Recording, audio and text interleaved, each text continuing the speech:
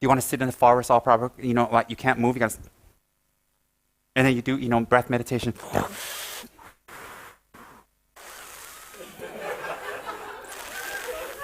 I don't want to do no forest breath meditation. It's fabulous, but it's not my way. Isn't Tantra fabulous? You visualize Vajrayogini, she's dancing in the sky, she's red, she's got a beautiful body, she's fabulous. She goes into union with her consort, Hiruka, and then, you know what it is? The difference is one is desire, you're attracted to that. You want to see Hiruka and Vajrayogini go into union. You love it. It's sex. But it's not sex because you're visualizing a Buddha, and it transforms your sexual energy because you're visualizing, you're focusing on an object, on nothing else. So in Tantra, you're visualizing Hiruka and Vajrayogini going to copulation. They're going to copulation, and they're joining.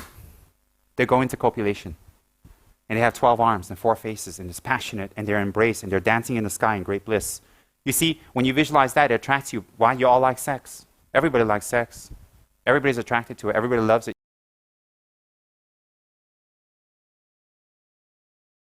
So what's the difference if you want to develop concentration and stillness of the mind? Concentration of the mind means you focus on one and your focus is penetrated. If you use Hiruka and Vajrayogini, dancing in the sky, copulating, having 64 arts of love, in Karma Sutra doing whatever, or you visualize your breath. And you get concentration. Either way, your point of focus is nirvana, awareness. You can gain awareness through tantric practices, visualizing Yamataka in union with his consort, Dorjiro Lama. You can visualize Hiruka and Vajrayogini. You can visualize Kalachakra and his consort. You can visualize Damema and Hevajra. You can visualize these tantric deities going into union, ecstatic and blissful, carrying weapons of war, very fierce, their arms flailing and dancing and moving, and they're emitting very powerful sounds, and they're amidst psychic fires burning delusions, illusions, samsara, and they're dancing in the sky, and you visualize them. And you visualize the tantric process, and you visualize the winds and the drops and the bindus in their body moving up and down, blessing your body, opening up your channels. And you don't think about your mother, you don't think about your dog, you don't think about your brother, you don't think about your boyfriend, you don't think about sex, you don't think about your job, you don't think about tomorrow, you don't think about yesterday, you don't think about you're happy, you're unhappy, you don't think about your legs, you don't think about anything, you visualize Hiruka and Vajrayogini jump up and down. And you just focus your mind. And then today you can do it for 1 minute, then you go back to your dog. Then tomorrow you can do it 2 minutes, you go back to your dog. The next day you go to 3 minutes, you go back to your boyfriend. The next minute you do 5. And then after 1 week, 2 weeks, keep doing that. You can visualize this 10 minutes, 15 minutes, 1 hour, 2 hour, 3 hour. Then you see your mind calm down, and then you see your awareness grow. Because awareness not comes from the object you meditate on. It comes from meditation, full stop. So for people who are, hey, I can't do this, I can't do that, I can't do that. Okay, send them to the forest and meditate on the breath. For people who say, hey, look, I'm not into the breath crap because I'm bored silly, I don't want to go in the forest. The only thing I'm meditating on is the mosquitoes sucking my blood out. And they, and they wear provocative clothes every time they come to teachings. They're like, hi, I want the Dharma. Well, then you give them sex meditations. It's not sex. It's sex related because it's tantric. Why is it sex related? It uses your own sexual energies to direct it to concentration. So why do you think all the deities are naked in Tibetan Buddhism? Go to Thailand and say, hey, Buddha, they run. They go, what, Buddha? You go to Burma, Buddha, they go, Namo Sato, whatever, and they disappear. What's the difference? What's the difference if you visualize the Buddha like this? You visualize the Buddha like this, you visualize the Buddha like that. What's the difference? If you believe it's Buddha, Buddha's energy will come through that, through your meditation. So when you meditate on Hiruka as Buddha with Vajrayogini, and you're developing one-pointed single meditation, or you're visualizing on the breath, and you're taking in-out breath, whether you're in a huge palace with silks and gold visualizing on Vajrayogini, and your mind is renunciation, or you're sitting in a forest with leaves, and you're visualizing your breath, the point is shamatha, vipassana. That's the point. And people who don't understand, they speak out of ignorance. People who don't understand, they criticize. They make differentiations. That's why the Buddha gave 3 yanas. Hinayana, Mahayana, Tantrayana. Were the 3 different types of groups of people that's broken down into 84,000 categories. You think about all that. The more we listen to Dharma, the more our wisdom grows. The more we listen to Dharma, the more we understand what this is all about and how it relates to us psychologically. So think again, let me reiterate. What's the difference if you visualize Hiruka? 12 arms, 4 faces, hugging Vajrayogini, in sexual embrace and union, dancing in the sky, looking at you with the 4 passions and the 4 faces, the 4 different types of passions, wrath, anger, jealousy, increase, with 12 arms representing 12 interdependent links of samsara, with 2 legs representing the 2 types of truths, hugging emptiness, Vajrayogini, in full embrace and sexual embrace. Why is it sexual embrace? From the father and mother embracing and procreating, the son or the daughter of the Buddha is created. From compassion and great bliss, from compassion and wisdom, father and mother, join comes the son and daughter, which is the Buddha, ourselves. So meditation upon them, the copulating couple of Vajrayogini and Hiruka, doesn't produce more sex.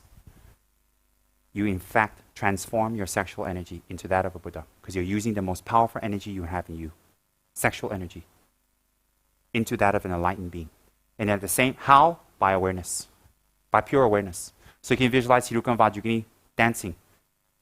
Visualize them perfectly within their mandala, their form, their fingers, what they're carrying, what they're holding, and not just one part. Everything simultaneously, perfectly. You can visualize their body, their hands, their gestures, realistic and real. You can see when you can see their eye, you can see their feet. When you see their feet, you can see their arms. When you see their arms, you can see what they're holding, their implements. And then at the same time, not only holding their implements, you know the meaning behind the implements. You know what the implements represent and what they mean and how they relate to you and what you're supposed to purify in the implements and how they move their hands. And even when they hug Vajrayogini, why Vajrayogini is hugging, what her color, the psychological disposition her color has on your mind and transformation of your mind. And even the way she hugs and embraces her consort, Hiruka.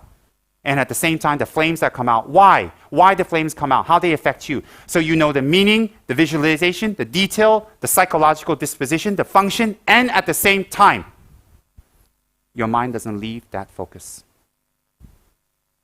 Well, that's meditation of the highest tantric degree.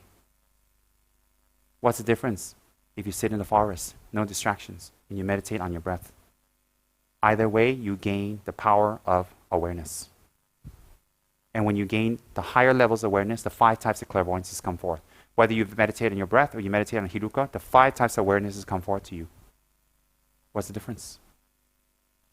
So some people like this, and they do it this way, and they become light in this way. Some people like the forest. What's the difference?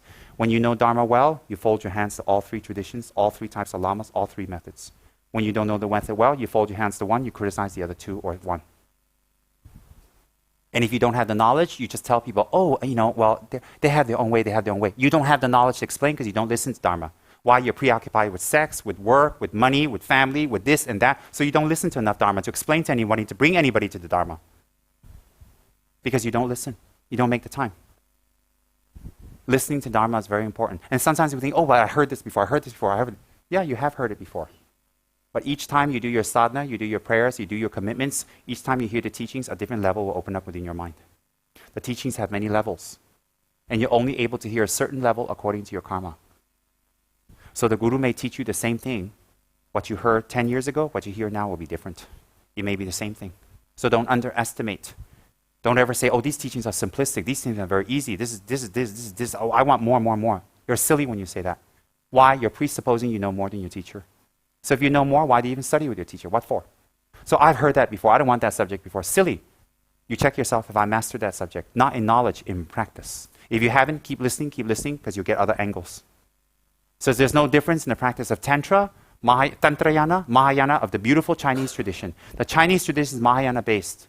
The Tibetan system is Tantrayana based. I didn't say only Tantrayana. In the beautiful traditions of Thailand and Burma, the southeastern area, Laos, all that is Hinayana based. All come from the one source, Buddha. All one source. And the way they manifest is very different because they benefit different types of people, different types of being. So you pick what you want your Lama to be. If you want your Lama to be in the Tantrayana tradition and teach people tantric way, so-called inverted tantric way, well, you make sure he has everything. He has money to give, he has things to give, he looks wealthy, he looks good, he has everything to give away. Don't try to say he's a tantric guru and give tantric methods and then he's living like a forest monk there begging for money on Bukit Bintang. And if he's a tantric forest monk, you don't put him in a Tibetan situation with all this because he's, what's this?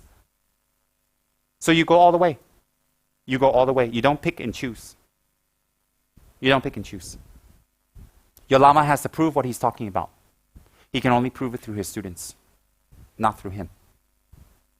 He can only prove it through his students. Through his students' compassion, through his students' fortitude, through his students' transformation, through his students' commitment, through his students even showing up in teachings and Manjushri and Tantra classes. Why?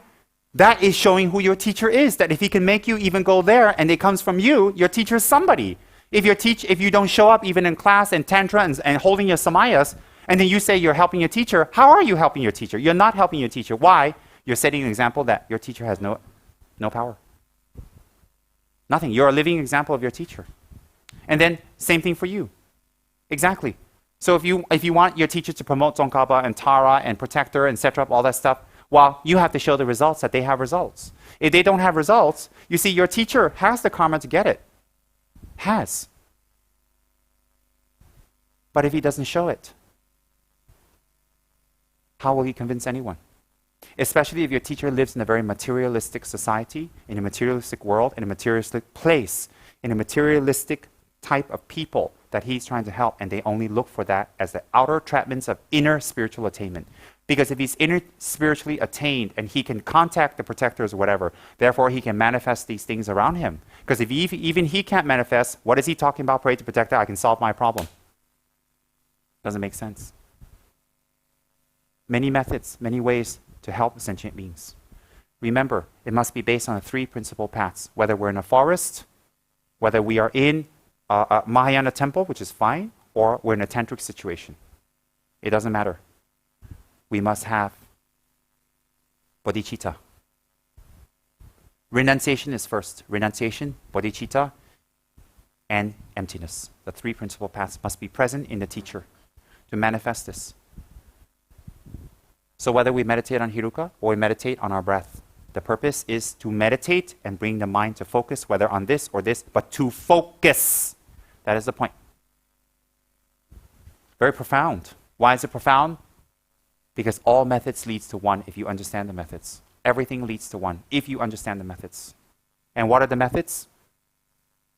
The method is whatever suits you within the 84,000 teachings that Buddha has set forth. Whatever suits you.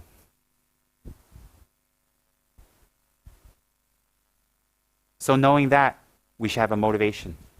Knowing that, we should have the motivation. I will listen to this Dharma talk in order to open my mind, and I will expand my mind to understand my mind. I will open my mind for this.